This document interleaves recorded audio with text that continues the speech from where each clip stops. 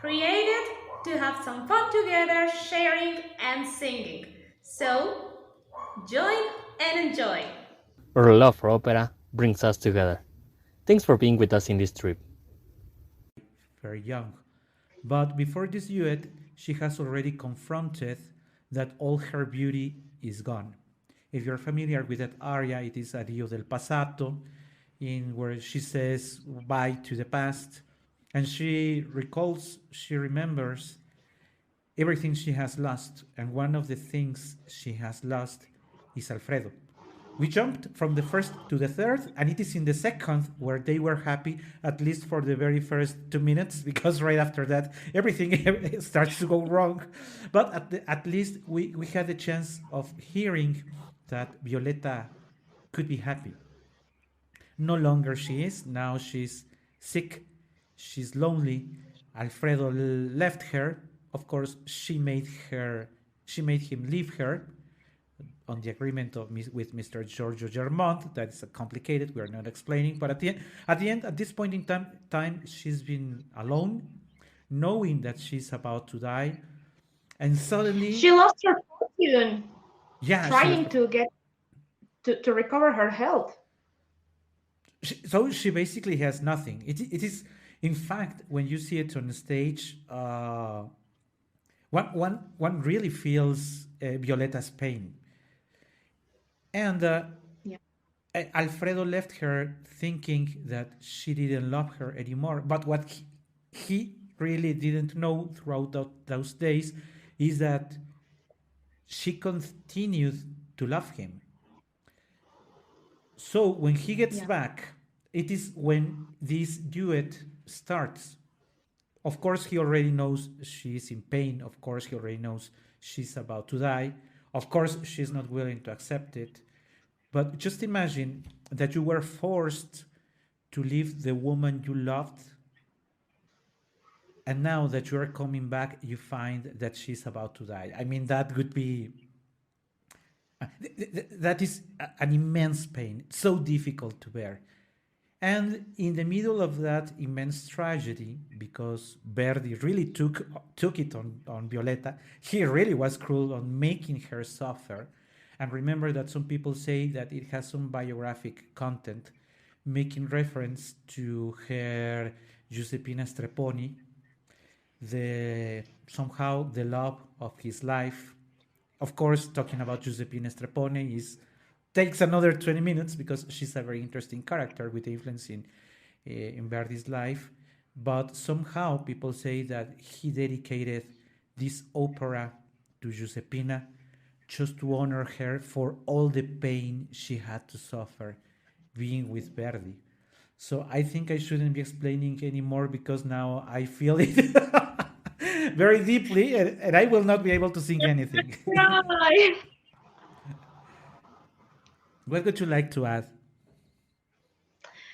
I would like to add that Alfredo it's probably suffering as much as Violetta because in second act he well there's a misunderstanding in second act. It has to be for some reasons, but he treated her very rude in a very rude way, and that makes that they took different ways.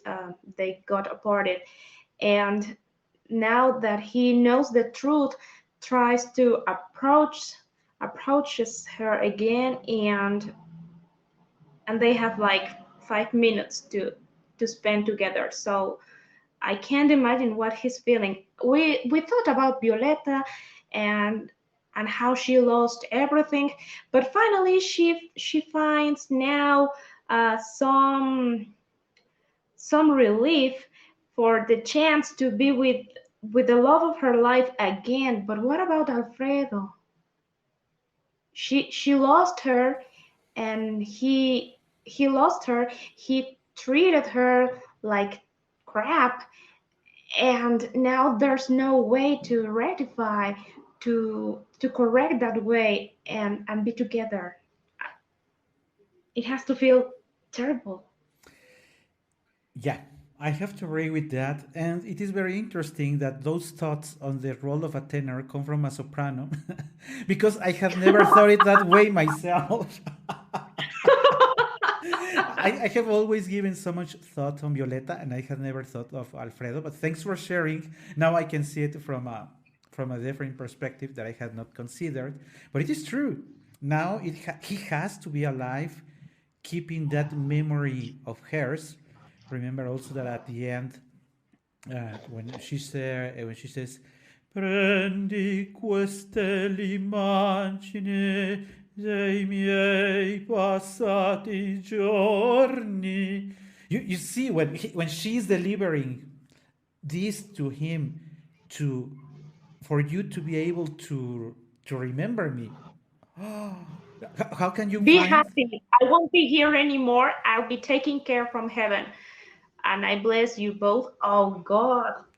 I personally, I don't think Alfredo would ever be happy again, keeping that No, I heavy don't load think on I would his. kill myself if I were Alfredo. Well, that happens in Romeo and Julieta. Remember, the two of them loving at the. Well, there are other operas where the two of them die, but basically the most famous lovers are Romeo and Juliet, which will not be part of this cycle, by the way, because the duets there are not that famous. They are great, but they are not that famous. So with that in mind, another thing, because we before we jump into the score, and this is something that is usually forgotten because I have noticed that people, especially when it is part of the whole opera, the whole representation, not when it is a duet, an extract in a concert, the soprano, this act has to be sung with a voice that really shows she's about to die. So when they sing in parallel, her voice has to be not only is written with lower notes, but also her voice needs to sound tired. And people think, if they have not paid attention to the whole opera, or if they do not know the story, they say, "Oh, poor soprano, she's already tired. She cannot sing as loud as the tenor." This is not the Libiamo Libiamo. This is not a triumphal story. She's about to die. This is the last minutes she's going to be spending with her lover. She's making an effort, as we see in detail throughout the act, but the truth is that she's not going to make it. And with that in mind, it is that from the perspective of the tenor, it has to be sung. It says dolcissimo a mezza voce. Again, you don't need to shout it. You don't say Parigi cara. You sing it, more carefully, more like caring. Like from my perspective, it is like if the tenor wanted to embrace her with his voice. Yeah. It has to be softer. Parigi cara, noi lasceremo la vita uniti, trascorreremo de corsi affani. If you notice, in particular, I like this passage because the corsi affani. Remember that you're trying to keep her, like embracing her with your voice. So when you're sharing with her, we haven't translated the title, by the way. Parisio cara means that the whole duet means that he would like to go with her to Paris. Remember that they met in Paris. The first act, in fact, happens in Paris. So as she's living away, retired outside in a villa, he wants to. The whole duet is about portraying their life again, being happy again, and they are going to be happy in Paris. So from my perspective, and I would like to insist, of course it is important the notes, but more important is that the tenor is really showing that caring with his voice. De corsi affani compensabrai. And even if you notice, well, if you're familiar with how music is written, you see that something increases here and decreases again, which Verdi is telling the tenor, do not exaggerate, do not put everything in there. Just touch that high note, but immediately decrease the volume. That's what again justifies that this part of the tenor has to be so very caring for her. La tua salute rifiorirà, sospiro e loce, tu mi sarai, tutto il futuro ne arriverà. If you notice, the complete section has flowed so smoothly, so softly that you really feel that caring for her. Parigio cara, noi lasceremo. If you ever happen to listen to a version of two singers and the tenor is going full voice, he really didn't understand what he's singing, right? It really has to show that caring. Let's go now for the part of Violetta. Parigio caro, noi lasceremo la vita uniti, trascorreremo decorsi affanni, compreso avrai la mia salute rifiorirà, sospiro e voce, tu mi sarai, tutto il futuro ne riderà. That final arriderà is usually somehow interrupted con anima by the tenor with Parigio cara noi lasceremo. Decorsi affanni, compenso avrai, tutto il credere riderà. La vita uniti trascorreremo. Decorsi affanni, compenso avrai, tutto il riderà. Decorsi affanni, Decorsi affanni, compenso avrai. La tua salute rifiorirà.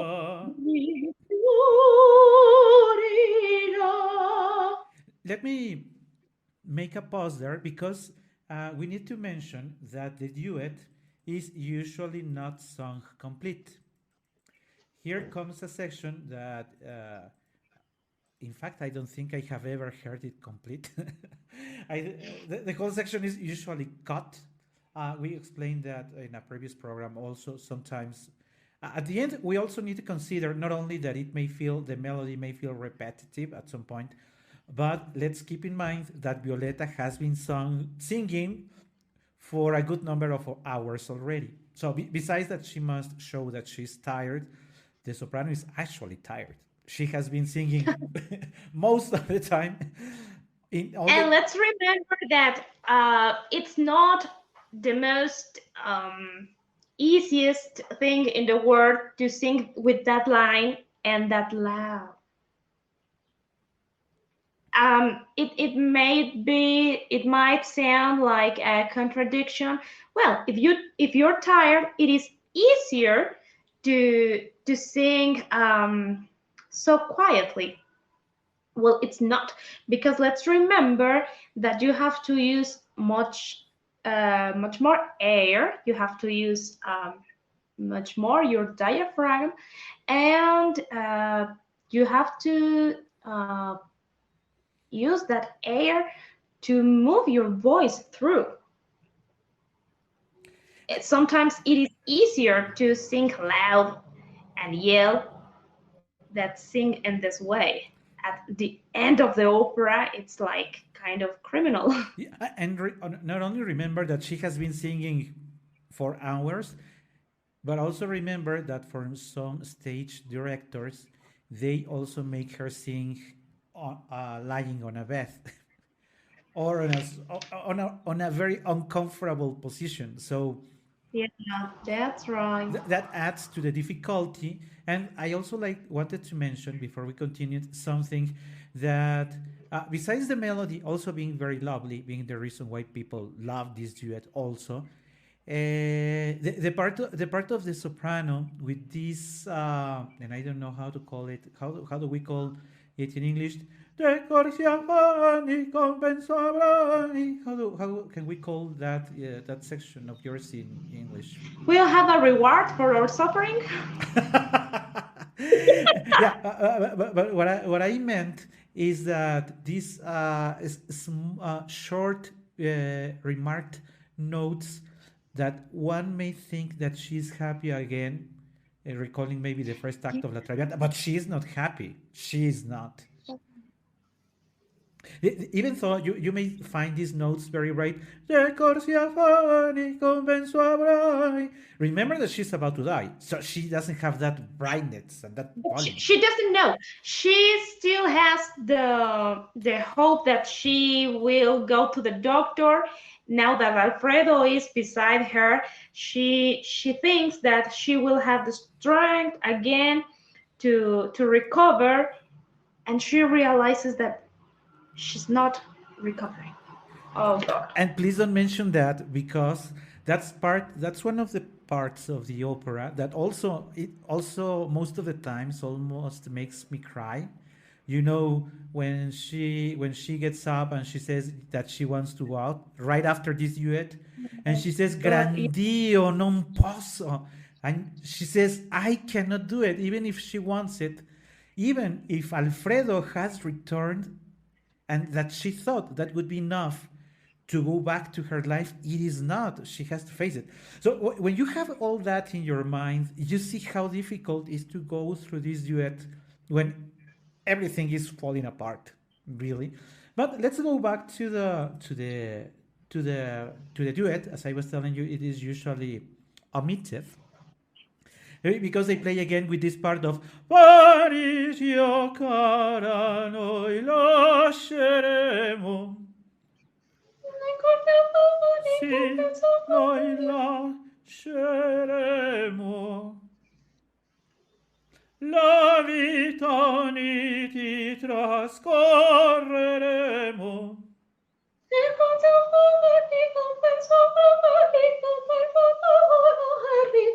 E corsi affani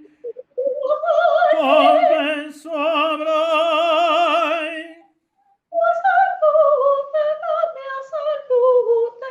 Rifiorirà, rifiorirà. Rifiorirà.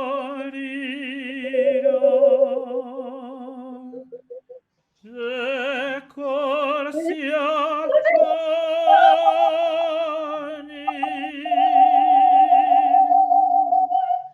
E corsi affani compenso avrai. E corsi De affani compenso compenso avrai. avrai. La tua salute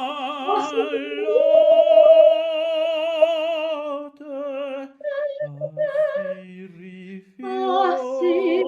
rifiorirà.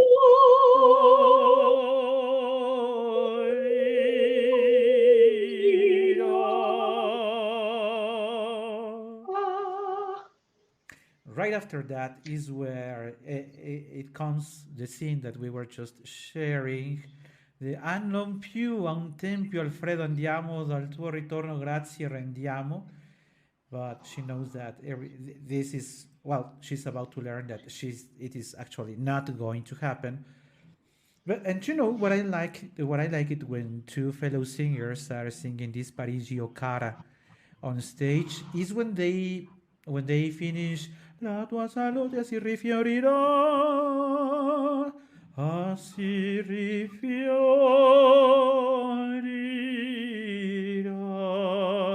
From my perspective, it is very important that the two voices finish at exactly the same time because it makes the duet believable. If for some reason the soprano falls short of breath, the tenor should immediately end. Cut. Yeah, I mean, we know that she's sick, but don't abuse. Don't keep it for longer. You know? You're in love with her, so you have to keep.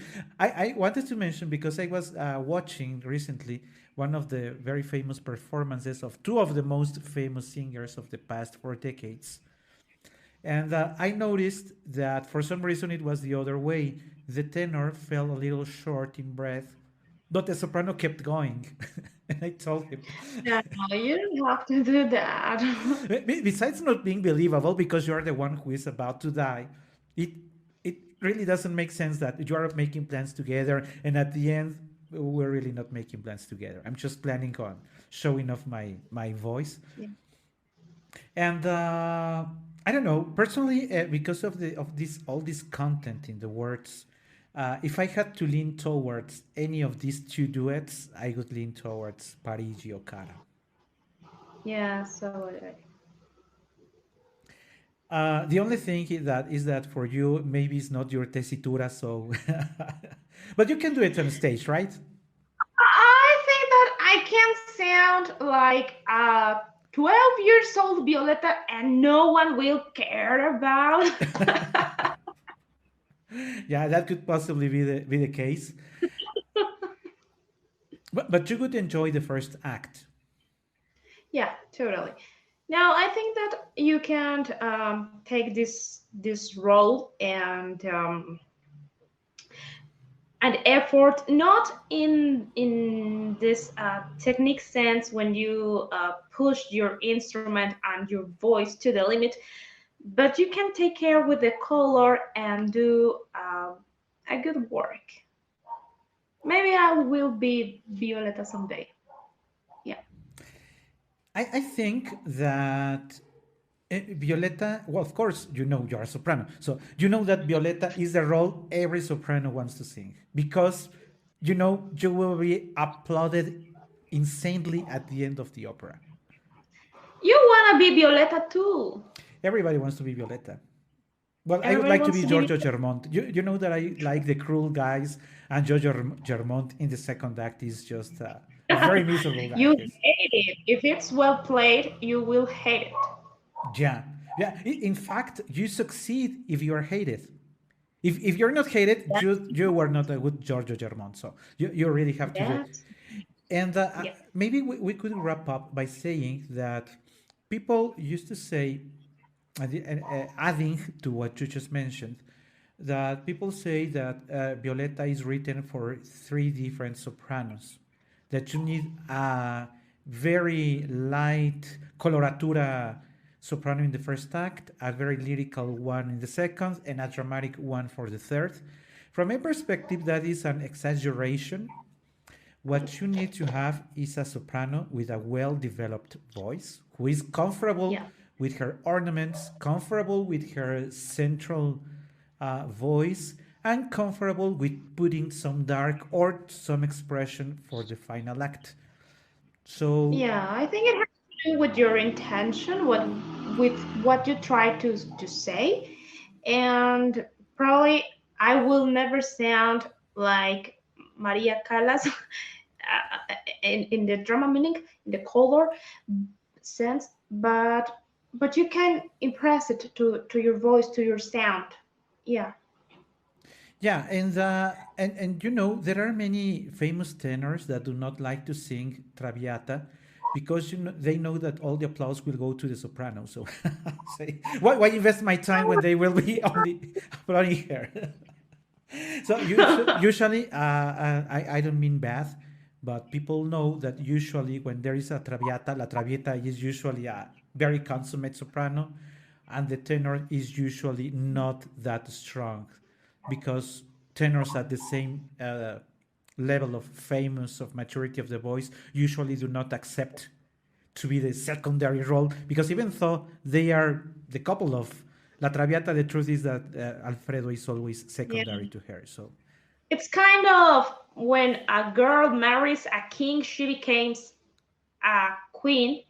But if a guy marries a queen, he becomes the queen's husband. sort of, yeah. That's what it happens, yeah.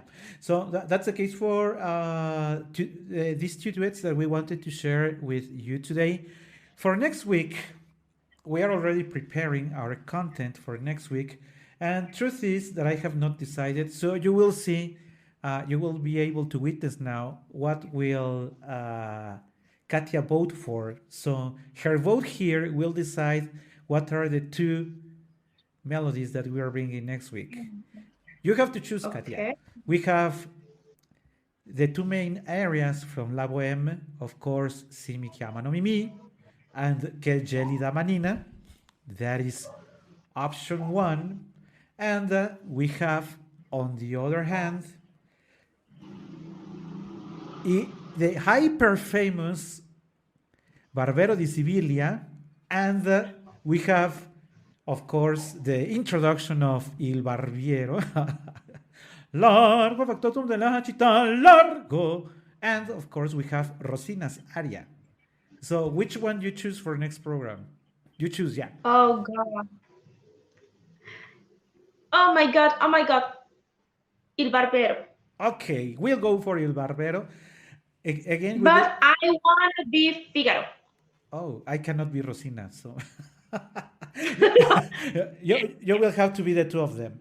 Yeah, I Okay. sound like a contralto when trying to sing Rosina, so.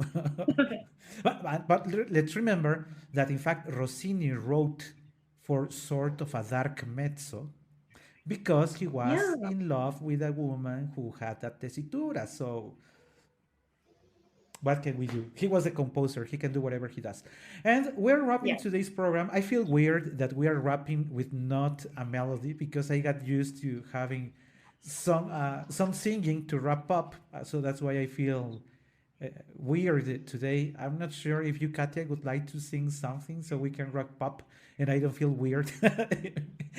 Sure, but let me find my score because I was reading the scores we've Sure. been talking about, What would you be sharing? and it's it's lost. I would like to share. Oh, it already appeared.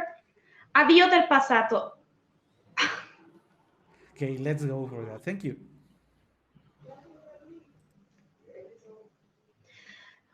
Addio